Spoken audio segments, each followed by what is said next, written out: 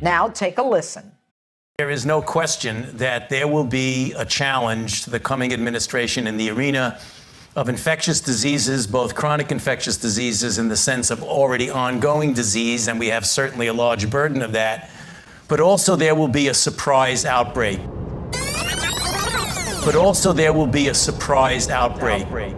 That comment alone should convince you that with his unique ability to predict a future pandemic, and predict it specifically during President Trump's term, should frighten anyone.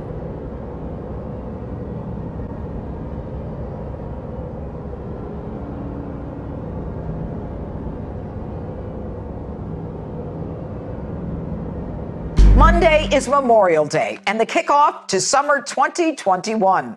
It's time to take off the mask, fire up the grill, and call the family, friends, and the gang to walk outside and start having a good time again.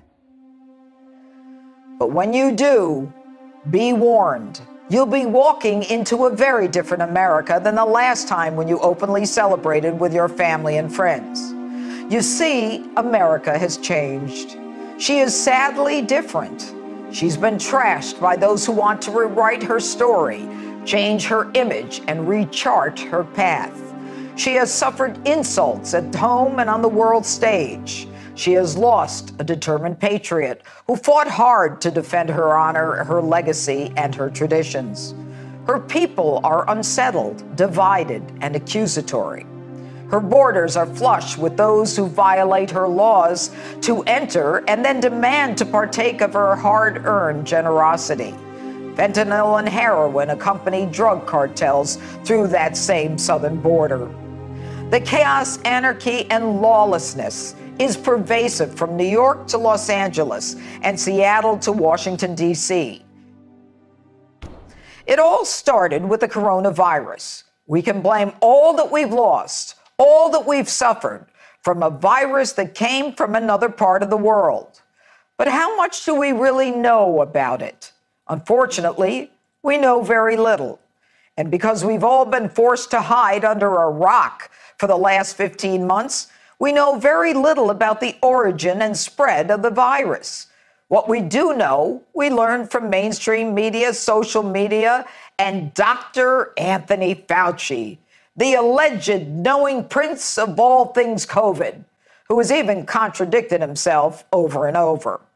Yet in 40 years, facing numerous infectious threats under Anthony Fauci's leadership, the NIAID performance in developing diagnostics, therapeutics, or public health tools like a vaccine has been far less than stellar. In 40 years that Fauci has been at the helm running the agency, it took private industry to develop a solution to HIV. It took private industry to develop a vaccine for Ebola. And yet Fauci, who has served 7 presidents and is the highest paid public servant in government, let me repeat, the highest paid public servant in government, has had billions of dollars available to him through federal funding. Yet he did little to assist the millions worldwide suffering from Ebola or HIV. So much for the knowing prince of infectious diseases. So it should be no surprise that Fauci was clearly not up to conquering the greatest healthcare crisis in history. Pray tell, why was there a single voice, a single opinion, the only answer, solely responsible for global health policy? Why was Fauci, who made more money than anyone in the United States government, permitted to sit on private boards and accept personal monies from the private sector? Why was Fauci allowed to stifle the opinions of others equally experienced and qualified, but differing in opinion? But the biggest question of all, how is it that Fauci predicted in 2017 that President Trump would face a pandemic? If he knew this, why didn't he develop a responsible method for this virus 4 years ago? He explicitly said that President Donald Trump would face a crisis and a pandemic unlike anything we have seen. Now take a listen. There is no question that there will be a challenge to the coming administration in the arena of infectious diseases, both chronic infectious diseases in the sense of already ongoing disease, and we have certainly a large burden of that, but also there will be a surprise outbreak. That comment alone should convince you that with his unique ability to predict a future pandemic, and predict it specifically during President Trump's term, should frighten anyone. Unless, of course, you bought the same crystal ball he did.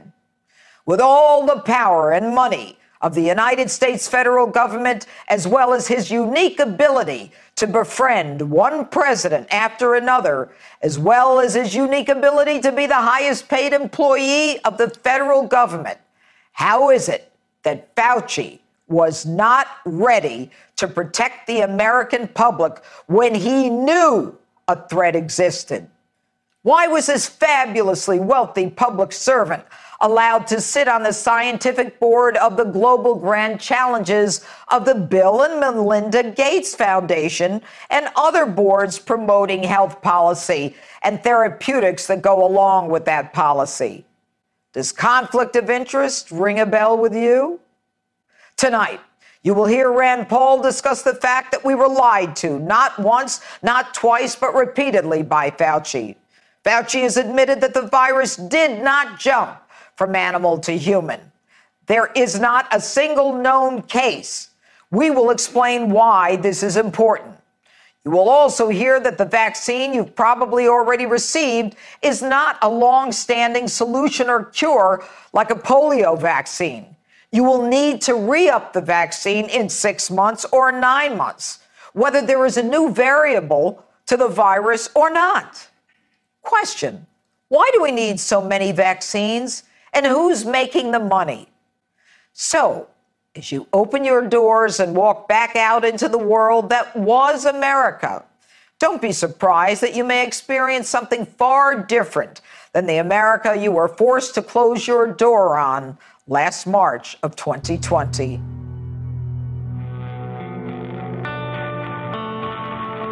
And that's my open.